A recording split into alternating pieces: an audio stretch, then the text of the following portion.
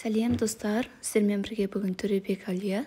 Бүгін сіздерге осындай картоп қосылған блиннидің жасалу рецептімен бөлісемін. Бұл өте жылдам тез дайындалады. Менімен бірге видеоның соңына дейін көріп, жасап көріңіздер. Рецепт сіздерге ұнаса, лайк баса кетіңіздер. Алдымен бір ыдысымызға бір жұмыртқамызды салып, оған тұз бен қантымызды салып, осындай шанышқының көмегімен бір араластырып аламыз. Оның үстіне сүтімізді құйып, тағы да бір араластырып, енді осы сүтімізге ұнымызды саламыз. Ұнды салып, массамыз әбден біркелкі болған араластырамыз. Арасында түйіршіктер пайда болмауы тиіс.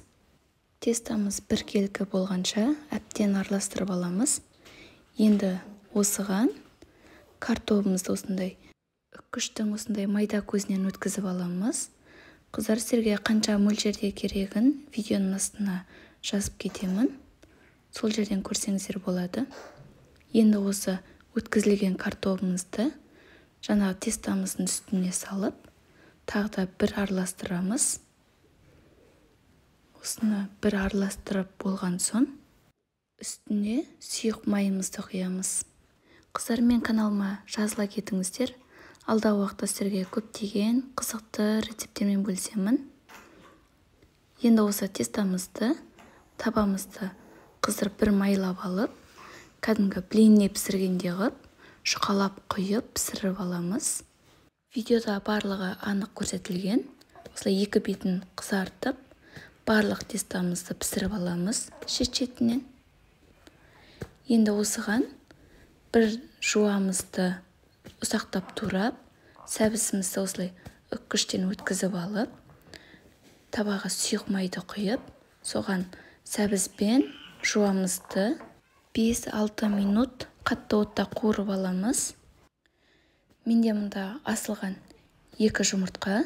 Осы 2 жұмыртқаны езіп алдым. Осы жұмыртқамның үстіне жаңағы қуырған сәбізбен жуамды саламын. Қыздар, бұл жаңағы дайын болған блиннидің ортасына салуға. Осыған тұз бен қара бұрышымызды саламыз. Міне мен дайын болған блинниларым 1, 2, 3, 4, 5 штук менен блинни шықты. Осының барлығын шет-шетінен біреуін шайып, оның үстіне жаңағы начинкамызды салып, ішіне осылай екі жағынан бүктеп ораймыз. Видеода көрсетілгендей, қыздар, өте дәмді шығады. Міндетті түрде жасап көріңіздер. Балдарыңызға ұнар сөзсіз. Осылайша барлық блинниларды осылай орап шықтым. Қыздар, видео сіздерге ұнаса, лайк басып, комментарий жаза кетіңіздер. Мен каналыма жазылуды ұмытпаңыздар. Енді осы дайын болған блинниларды құрғақ табада